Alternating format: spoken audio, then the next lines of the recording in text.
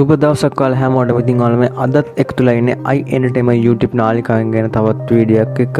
ඔයාලා i entertainment YouTube channel එකට අලුත් කෙනෙක් නම් දැම්ම පහළ තියෙන කළු පාට subscribe button එක touch කරලා subscribe කරන්න. මම අද ඔයාලට අරගෙන ආවේ මීට මාස කිහිපයකට පෙර ඉන්දියාවේදී වෙළඳපොළ නිකුත් කරනු ලැබූ Yamaha FZ FY hybrid bike එක ගැන. ඉතින් ප්‍රථම ඉන්දියානු හයිබ්‍රිඩ් යතුරුපැදි ලෙස Yamaha FZ FY hybrid මීට මාස කිහිපයකට පෙර ඉන්දියානු වෙළඳපොළ නිකුත් කෙරුණා. ඉන්දියානු රුපියල් 1,45,000 සිට ඉහළට අලෙවි වන මෙම යතුරුපැදිය Yamaha FZ V4 යතුරුපැදියේම අප්ඩේට් version එකක් ලෙස සැලකිය හැකිය. ඩිසයින් එක සහ එන්ජින් ධාරිතාව 149cc එයා කූලර් එන්ජින් එකක් තිබෙන අතර max power එක 7250ක් ලෙස දැක්විය හැකිය.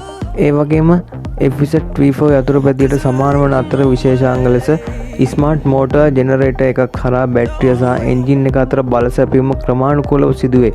ස්ටාර්ට් කන්ට්‍රෝල් යුනිට් එක හරහා එකවර සුමට පණ ගැනීමක් සිදු කළ හැකි අතර ට්‍රැෆික් එකකදී එන්ජින් එක ස්වයංක්‍රීයව නවත්තා ගැනීමක් හා නැවත ක්ලච් එක ඇල්ලූ සැනින් පණ ගැනීමක්ද සිදු කළ හැකිය.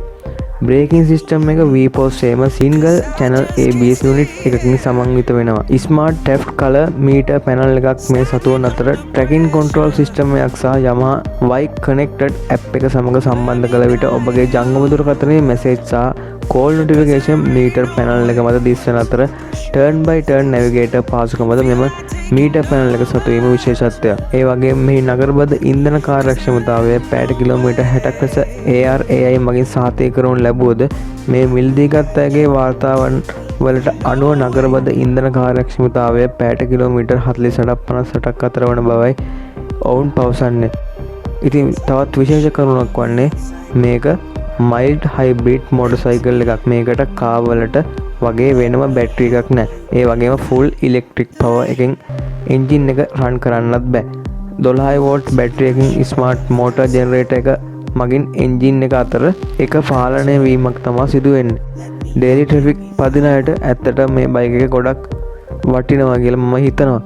ඉතින් මේ බයික් එක තාම ලංකාවට ඇවිල්ලා නැහැ. ඉතින් ලංකාවට ආවසනින් මේ බයික් එක මිල ගණන් සහ මේ කොහෙන්ද අපිට මිලදී ගන්න පුළුවන් කියලා මම ඔයාලට තවත් වීඩියෝයක් ගේනවා. ඉතින් ඇත්තට මට නම් හිතෙන්නේ මේ බයික් එක ලංකාවට පැමිණියොත් ලක්ෂ 13ක් 14ක් වගේ ගානකට මේ බයික් එක ලංකාවේ විකිණීමට සිදු වෙයි කියලා. ඉතින් අද මම මගේ වීඩියෝ එක සමු ගන්නවා. හැමෝටම සුබ දවසක් වේවා.